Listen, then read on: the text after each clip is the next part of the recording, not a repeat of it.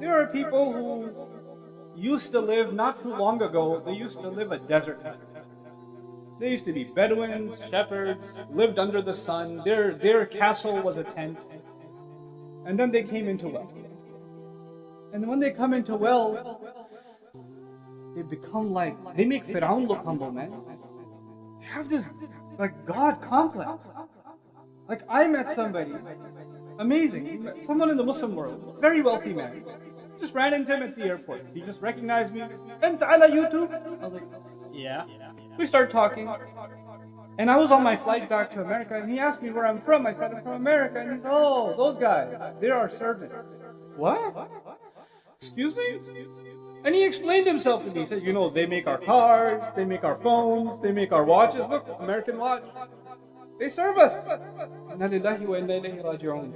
The delusion that a person, this is ilha. Like, how deluded can you become? How distracted can you become? That this is all your life amounts to now. There is such a thing as value. You know, even in the Quran, Allah Azza wa Jalla talked about lahu. One of the most interesting ayat on the subject is Surah Luqman. Allah Azza wa Jalla says, وَمِنَ النَّاسِ مَنْ يَشْتَرِي لَهْوَ الْحَدِيثِ لِيُضِلَّ عَنْ سَبِيلِ اللَّهِ. Very interesting ayat. He says, among people, there's somebody who purchases distracting kind of speech, to misguide from Allah's path. It's a complicated statement.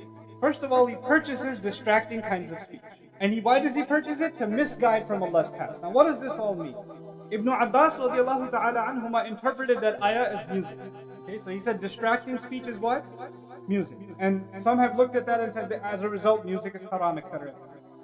I'm not here to give you a fatwa, but I do want to tell you the context of that statement of Ibn Abbas radiallahu ta'ala anhuma. Quran used to be recited.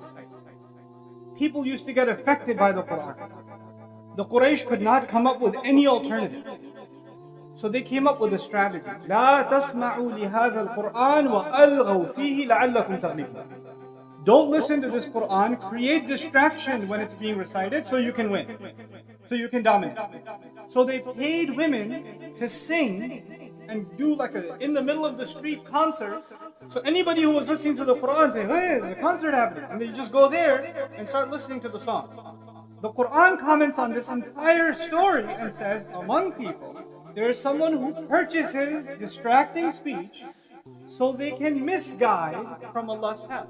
Not so they can be misguided, so they can misguide others from Allah's path. This is the next step of lahu. You know, you and I are consumers of it. You and I are, you know, we can become addicts to like Netflix or online TV shows or, you know, video games or whatever it is. Mobile apps, social media, comments, likes, dislikes. You know, some people spend all their time not watching a video, but the comments. That's all they'll do.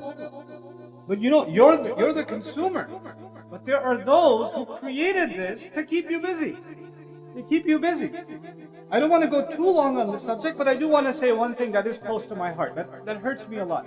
You know, Fir'aun was very afraid of Banu Israel. People don't know that. Quran says that he was actually afraid. You know, وَنُرِيَ فِرْعَوْنِ وَهَامَانَ وَجُنُودَهُمَا مَا كَانُوا يَحْذَرُونَ. They used to be afraid. Why? Because they had the Banu Israel were oppressed. They were treated like slaves. They were beat up, tortured. If you have enough young men who see their mother being pushed, their sister being harassed, and they're treated like garbage, and there's enough of them, they're gonna eventually have a revolution. He was afraid of a revolution. So he used to kill the baby boys every other year. Or every often when there's too many baby boys, he would kill them. Why? Because you cannot have too many young men. Because if you have too many young men, they'll have a lot of ghira, self-respect. They might rise and there might be a revolution. He was afraid of that. He needed to keep the population under control. Today, if Fir'aun was alive today, he wouldn't have to kill any babies. He just hand them an iPad, man. They'll never become men. Don't have to worry about it. They'll be 25 years old. That's all they'll be doing.